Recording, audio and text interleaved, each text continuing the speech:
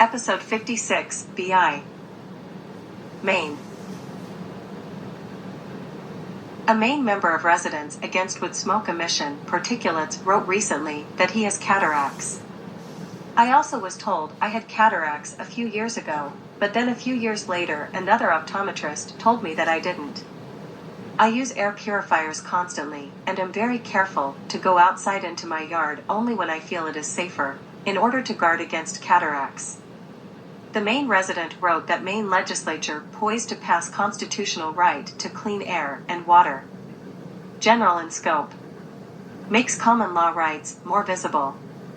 Constitutional rights are the highest law. From rights to life, health, safety. Details left out for now. It is what we have been working for behind the scenes for years. I have cataracts now too. I believe wood smoke is at least partially to blame. 2 big burners stopped, but 1 more big burner started. Like an outdoor wood boiler. City still will not enforce the health nuisance laws, or do anything. State will not stop the city crimes of not enforcing the law, willful blindness, and negligence. Existential crisis, not a hoax. Religious leaders all speaking out in general terms about climate and air pollution is the cause. Wood smoke is the worst, of course. United States. Manufacturers push back on harmful EPA air proposal press releases. National Association of Manufacturers. National Ambient Air Quality Standards for Particulate Matter 2.5. PM 2.5 globally, including lower PM 2.5 levels than France, Germany. Alaska. Legislature passes resolution supporting wood burning certification program for Fairbanks. Must read Alaska. Studies identified wood burning as the greatest contributor of PM 2.5 pollution, and efforts taken under the state DEC's moderate and serious state. Legislative resolution takes aim at EPA wood stove certification in Fairbanks. Alaska Beacon. The mountains around Fairbanks create temperature inversions that trap cold air and particulate pollution. Much progress has been made in recent. Colorado. EPA and Colorado release final enforcement and compliance work plan to prioritize heavily polluted communities. Issued March 30, 2023, 1 p.m. Eastern Daylight Time. EPA and Colorado release final enforcement and compliance work plan to prioritize heavily polluted communities. Denver, March 30, 2023, the U.S. Environmental Protection Agency Region 8 and the Colorado Department of Public Health and Environment released their final work plan to implement the Memorandum of Understanding, MOU, on advancing environmental justice through enforcement and compliance assurance in disproportionately impacted communities, which the agencies signed last year. The final work plan explains how the agencies will collaborate through enforcement and compliance to reduce pollution in communities overburdened by environmental and public health impacts. EPA is committed to doing more to reduce burdens in disproportionately impacted communities in Colorado by ensuring that enforcement actions result in tangible health and environmental benefits, said Suzanne Bohan, Director of EPA Region 8's Enforcement and Compliance Assurance Division. We are looking forward to coordinating with CDPHE in our enforcement and compliance assurance work to reduce pollution and protect people's health and quality of life. We are going to leverage every tool we have to make sure that everyone has a healthy environment to be in, said CDPHE Director of Environmental Health and Protection Tricia Oath. That means prioritizing areas that have more than their fair share of pollution to reduce negative environmental impacts.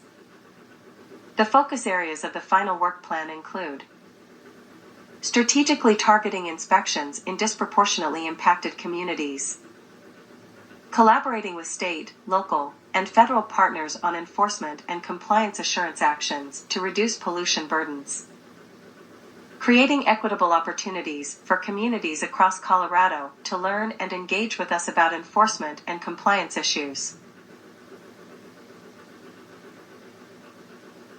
As an initial step in honoring the commitments outlined in the work plan, the EPA and CDPHE will host a virtual community engagement session on May 1st at 5:30 p.m. to discuss the work plan in more detail and foster an open dialogue with Coloradans about holding regulated entities accountable for compliance with state and federal environmental laws. Community members can register here for the meeting and find meeting information on CDPHE's upcoming Community Engagement Opportunities Calendar. The final work plan will help prioritize inspections and enforcement actions in communities of color and low-income communities. Background: in fall 2022, the two agencies sought community feedback before drafting the final work plan. The agencies received feedback on the draft work plan from more than 75 individuals, nonprofit organizations, and local governments. The EPA and CDPHE considered that feedback in the development of the final work plan. This effort is part of the broader Biden-Harris administration priority of advancing environmental justice by engaging with and focusing on disproportionately impacted communities across the country. For more information about environmental justice in Colorado, visit CDPHE's Environmental Justice webpage, EPA's Region 8 Environmental Justice webpage. Massachusetts. A.G. Campbell calls on EPA to adopt strict air quality standards to protect the public. Mass.gov. Mass.gov.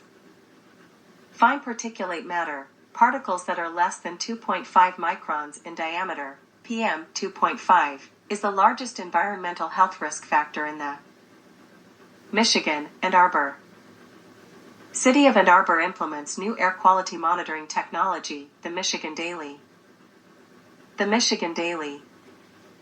PM 2.5, particulate matter at most 2.5 micrometers wide. Levels are generally higher in Maine and Washington and Farmers Market than in Bryant, Michigan, Upper Peninsula. DNR to offer smokeless campgrounds in future. Upper Michigan source. Upper Michigan source. Wood-burning fires release lingering fine particles into the air. To combat that, the new areas will have no fire pits at all. New York. Rosep View. Are residents against wood smoke emission particulates being left out of this $3 million for New York climate projects? When the words renewable and economy-wide carbon neutrality mean that biomass, wood burning, and residential wood burning will be excluded from the $3 million funds because in places like the U.S. Senate and House as of December 22, 2023 biomass is still designated as carbon neutral? Or will the funds for demonstrably clean energy like wind, solar, and geothermal, and not biomass burning, and not residential wood burning, be given part of the $3 million for clean energy and energy efficiency and zero-emission electricity? Even if wood burning is not considered a greenhouse gas, will biomass, wood burning, and residential wood burning fall by the wayside on this road to a clean future? EPA announces $3 million for New York to plan innovative climate projects across the state. Funds from EPA's new Climate Pollution Reduction Grant Program were made possible by President Biden's Inflation Reduction Act. Excerpts edited by Rosep for brevity and clarity. Contact Barbara Kahn, 720-595-8698, kahn.barbara@epa.gov. New York, March 30, 2023. Today, the U.S. Environmental Protection Agency, EPA, announced it will award $3 million for New York to plan innovative strategies to cut climate pollution and build clean energy economies across the state. Earlier this month, EPA announced the availability of the funds, which represent the first funding going to states, local governments, tribes, and territories from the Climate Pollution Reduction Grants (CPRG) program created by President Biden's Inflation Reduction Act.